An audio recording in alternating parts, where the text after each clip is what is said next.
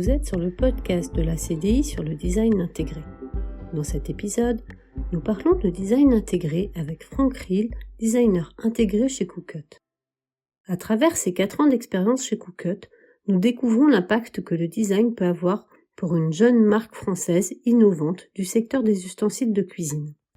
Dans ce marché caractérisé par une forte concurrence, l'innovation produit constitue un levier de différenciation majeur.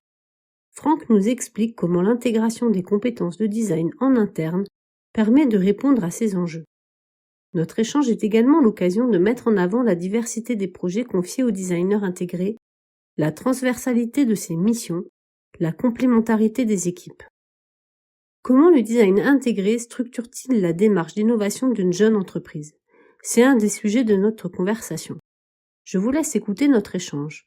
Pensez à partager les épisodes de notre podcast et à vous inscrire à la newsletter sur le site internet acdi-asso.fr. Merci à vous. Bonjour Franck.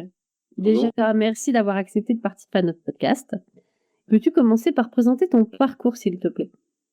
Bien sûr, moi j'ai toujours su que je voulais faire du design de produits depuis très longtemps, depuis le collège. Donc après un bac général, je me suis tout de suite orienté vers un BTS design de produits à l'école de Condé à Lyon. Et ensuite, j'ai réalisé une année de maquettes et prototypes à Villefontaine, en alternance dans une fonderie, la fonderie de Vénissieux. Donc ce qui m'a permis de découvrir à la fois l'univers de la maquette et du prototype pendant mes études, pas mal manipuler des matériaux, les machines, tout ça. Et à la fois dans mon alternance, donc l'univers de la fonderie, donc c'était des moules de pièces de camion, donc quelque chose que je connaissais pas du tout, mais qui était hyper intéressant à découvrir. Et ensuite, j'ai fait réaliser une année en licence design de produits et packaging, donc toujours à Villefontaine, où j'étais en alternance aussi dans une boîte qui s'appelle Poétique Jardin, qui faisait des pots de fleurs en plastique, donc toute l'industrie de la plasturgie.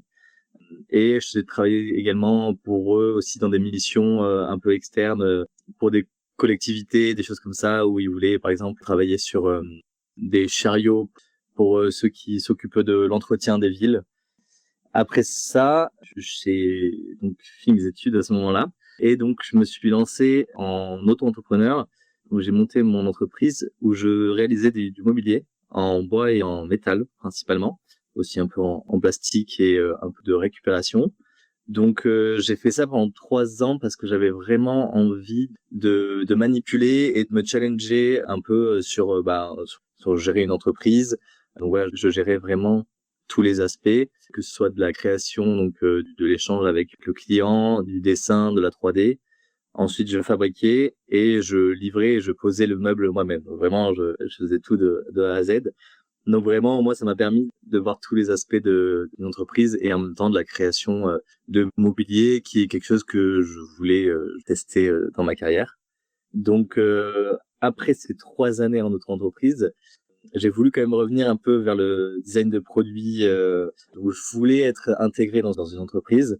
Je trouvais que c'était intéressant ce côté designer intégré parce que ça permet de faire vivre une entreprise entre guillemets et de la voir grandir et de se challenger il faut coller à une image de la marque et en même temps il faut la faire évoluer à travers les produits. Donc je trouvais ça super intéressant. Et donc j'ai trouvé ce poste chez Coolcut. Donc là ça fait 4 ans que je suis chez Coolcut en tant que designer produit. Coolcut qui réalise des ustensiles de cuisine principalement. Comme tu commences à nous parler de Coolcut, est-ce que tu peux nous expliquer ce qu'est cette marque ? Parce que c'est pas une marque qui est très connue, c'est plutôt une marque nouvelle dans le domaine de la cuisine, j'oserais dire, de cet univers-là, Ouais. l'art culinaire. Donc, est-ce que tu peux nous en parler de ses métiers, de ses engagements, de son positionnement un peu spécifique ? Bien sûr. Alors du coup, Coolcut, donc c'est une entreprise qui crée des ustensiles de cuisine colorés, sains, malins, et le but c'est d'encourager les gens à cuisiner maison en fait. Donc pour la petite histoire, Coolcut a été fondée il y a 13 ans par Grégory Maître et elle revendique dès le début une conception de produits pour la cuisine qui sont donc comme je disais malins, avec une part minime de plastique, sans électronique, pour revenir au low-tech un petit peu, mais qui fasse pas trop grand-mère, donc on voulait quelque chose de ludique et coloré. Donc Coolcut a toujours eu une approche donc slow food. Son positionnement c'était un peu contre l'hyper complexification des produits, avec toujours plus d'électronique, toujours plus d'accessoires, de techniques. Donc on voulait s'éloigner de ça et ramener la cuisine à quelque chose de simple et d'abordable. À la base, Cookut, c'était une entreprise qui faisait pas mal appel à des designers extérieurs pour avoir un peu un œil diversifié avec plein de petits produits assez malins pour la cuisine. Et petit à petit, donc on s'est un peu spécialisé dans les ustensiles de cuisson. Et notamment, c'est depuis le Covid où tout le monde s'est mis un peu à cuisiner, à retrouver le temps aussi et le plaisir de cuisiner maison, où vraiment les ustensiles de cuisine Cookut ont connu un peu leur essor. Donc moi, je suis arrivé juste après ce Covid, donc il y a un peu plus de 4 ans. Et donc là, l'entreprise s'est vraiment concentrée sur les ustensiles de cuisine pour vraiment continuer cette démarche de redonner envie aux gens de cuisiner. Donc depuis plus de 2 ans, l'entreprise a été reprise par Laurent Hameux et il continue bien évidemment cette démarche, mais on essaie d'amener Cookut encore plus loin vers l'encouragement du faire soi-même, montrer que ça peut être facile de prendre du plaisir à cuisiner, de se faire à manger à soi et aussi aux autres, et que que c'est encore mieux quand on partage. Et donc ça, on essaye à la fois de le retranscrire dans notre communication, mais aussi dans nos produits.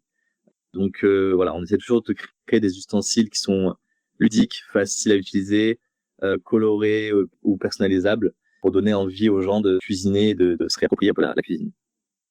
Tu nous disais qu'au départ, Cookut a fait appel à des agences externes. Aujourd'hui, Oui. tu es intégré.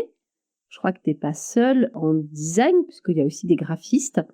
Donc, est-ce que tu peux nous expliquer un peu comment Cookut a intégré le design, enfin en tout cas l'évolution du design chez Cookut, depuis sa création jusqu'à aujourd'hui ou peut-être même les mois ou les années à venir? Comment ça se passe? Alors, effectivement, au début, ils faisaient pas mal appel à des designers externes. Donc, il y a eu cette envie d'internaliser le design pour vraiment justement créer cette identité de marque. Parce que c'est vrai que c'était beaucoup de petits produits, coffrets cadeaux, des choses comme ça, à droite à gauche, qui étaient un peu l'ADN de Cookut, mais finalement qui n'avaient pas vraiment une ADN assez forte pour représenter une marque qui puisse se développer sur du long terme, on va dire. Donc, il y a 5 ans, Cookut a engagé donc un premier designer produit, donc Loïc Debar, qui est mon collègue, afin justement de développer ces gammes de produits. Donc je suis arrivé l'année d'après pour renforcer son équipe.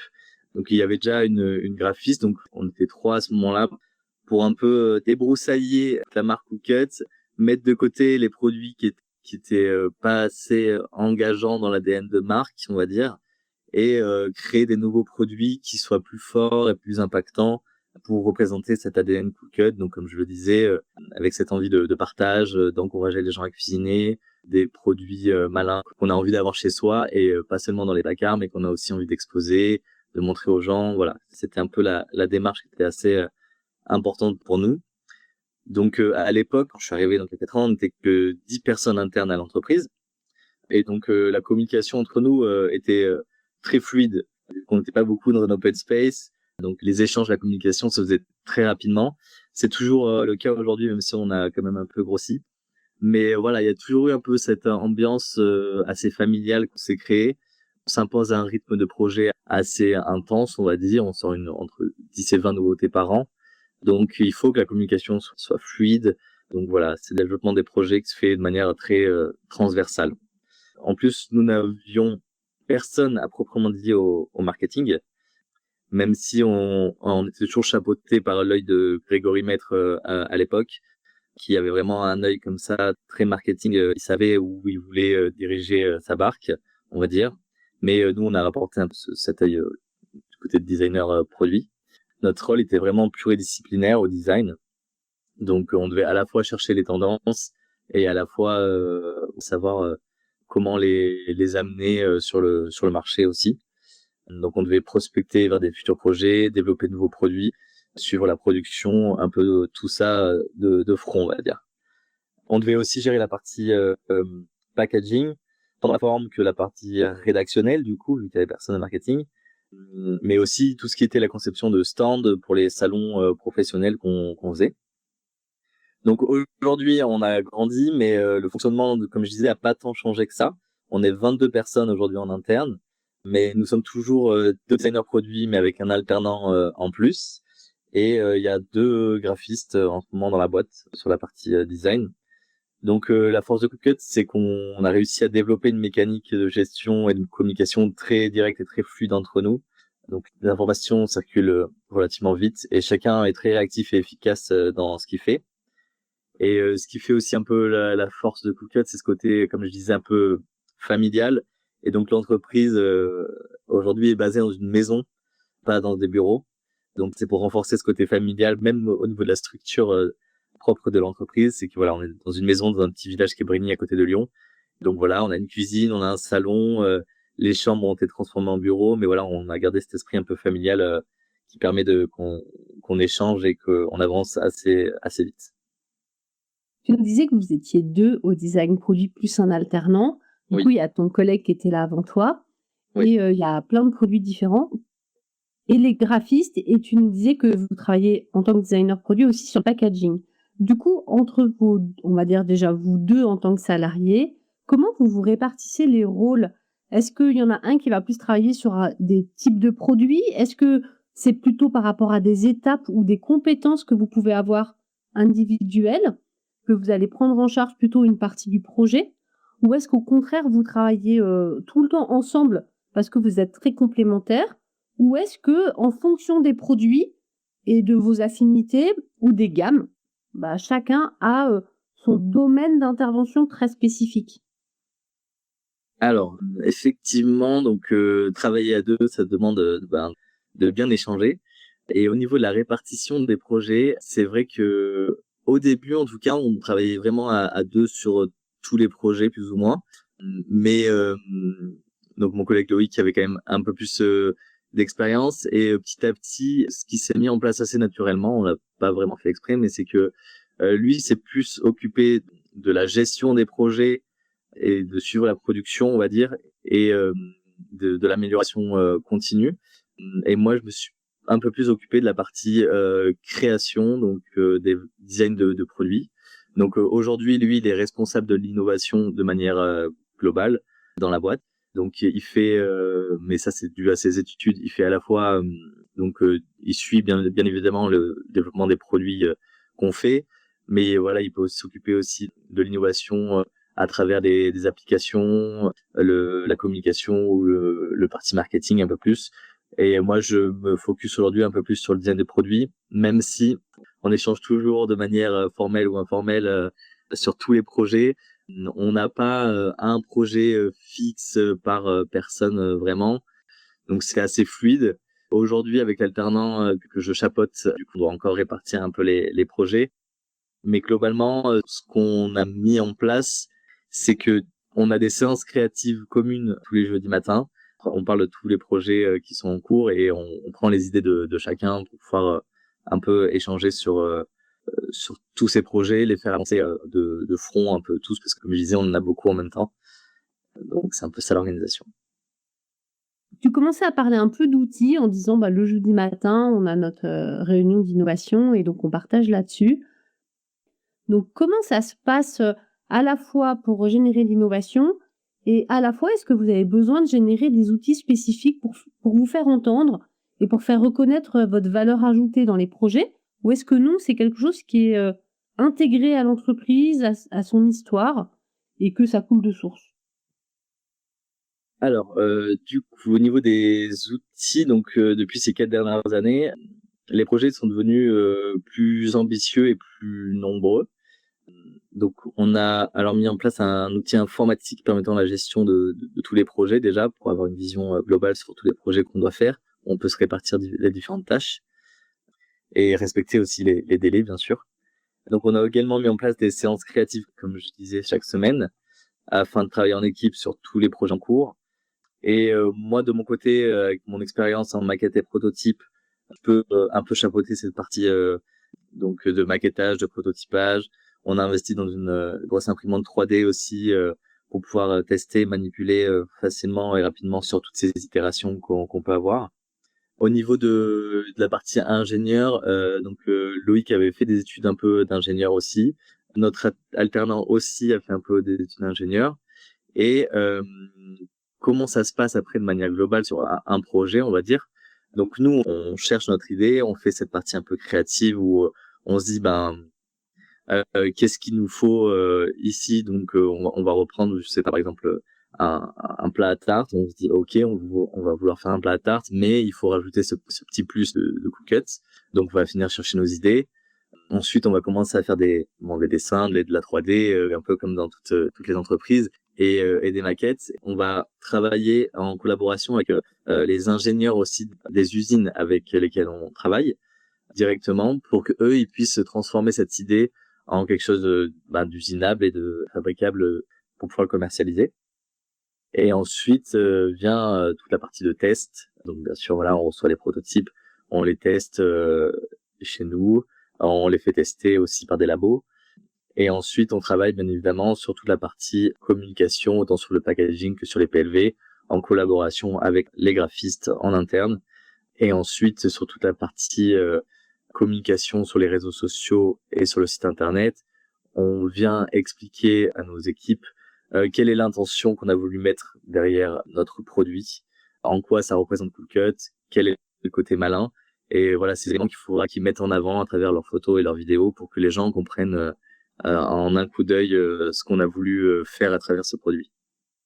Chez Cookut, vous avez des produits quand même qui sont très innovants. Un des derniers que vous avez fait, je pense, et sur lequel tu voulais qu'on discute, c'est le plat four ajustable, Oui.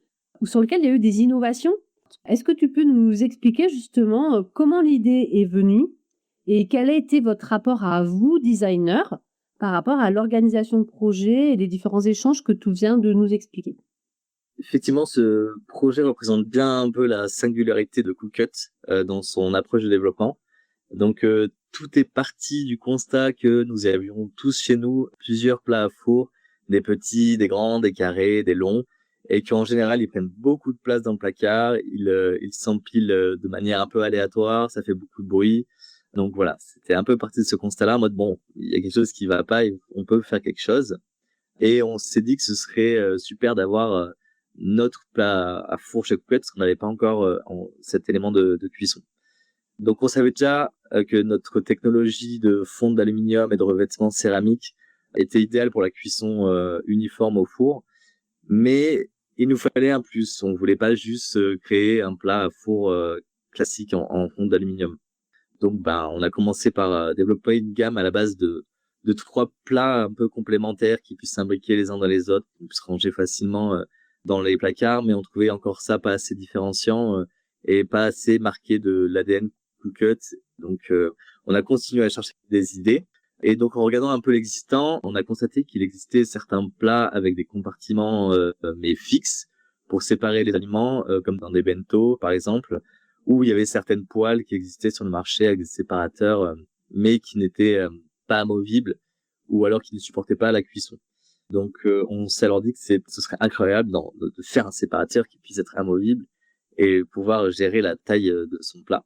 Donc après avoir dessiné le plat à four à des dimensions assez généreuses, parce qu'on savait qu'on voulait un plat généreux qui puisse un peu tout faire, on a alors planché sur un séparateur à base de silicone que l'on puisse venir coincer pour créer une paroi avec un effet de ventouse un peu.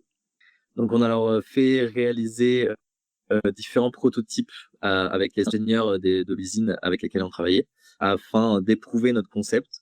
Donc là, on a vraiment dessiné au début 2 ou 3 séparateurs qu'on a testés, voilà. Donc malheureusement, les premiers essais, ils étaient pas très concluants. Ça marchait, mais à peu près, il y avait des fuites. Enfin voilà, c'était, voilà, il faut éprouver hein, de toute façon. On passe forcément par là. Donc on a dû faire peut-être une dizaine de séparateurs. C'était jamais assez concluant au début. On a failli mettre de côté ce projet de séparateur. Et vraiment, j'ai insisté en mode non, il faut encore qu'on fasse des essais, il y a des modifications. Donc quand on modifie une dernière fois un peu la forme et les matériaux, la taille du séparateur. Et enfin, nous y sommes arrivés. Ce séparateur s'enfonçait bien, il était étanche, il tenait en cuisson. Donc on avait réussi à créer ce séparateur amovible, capable de supporter des cuissons longues, mais qui permettait effectivement de pouvoir modifier la taille du plat pour n'avoir plus qu'un plat. Parce que vraiment à la base, notre idée c'était vraiment de pouvoir n'avoir plus qu'un plat, parce que notre constat de base c'était qu'on avait plusieurs plats dans son placard et que c'était pas très pratique. Donc là, le séparateur permettait de faire autant une forme de cake et de rien avoir à côté, Si on n'était que deux ou qu'on voulait un petit gratin, on mettait le séparateur au milieu et ça permettait de faire un petit gratin. Et si on voulait faire tout un plat de lasagne, et bon, on pouvait aussi également faire un gros plat, mais toujours avec le même. Au fur et à mesure, c'est en testant et en voyant son efficacité et sa singularité qu'on a décidé de protéger l'innovation en déposant un brevet.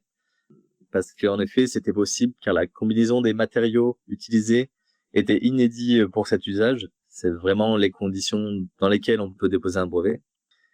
Donc voilà, on a protégé un peu cette idée-là. On a lancé le produit. Donc à son lancement, le produit a rapidement eu un franc succès.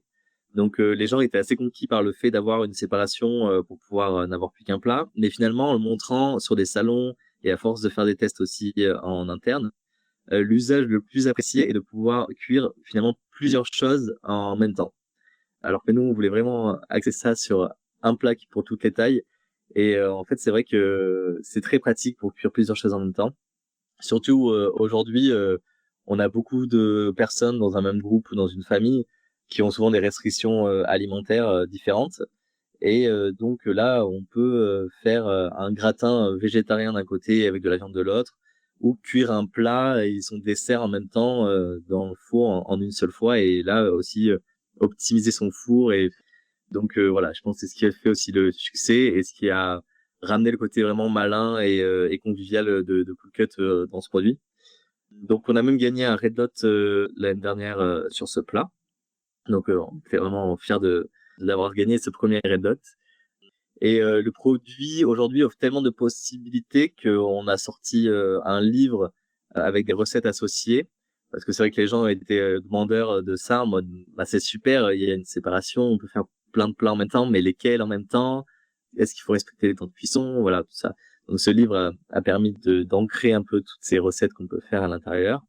Et on a également sorti une gamme d'accessoires, donc des grilles et de couvercles qui vont avec ce plat.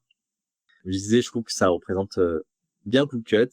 C'est fait pour moderniser la cuisine. Voilà, il y a pas eu d'innovation sur des plats à four depuis 40 ans.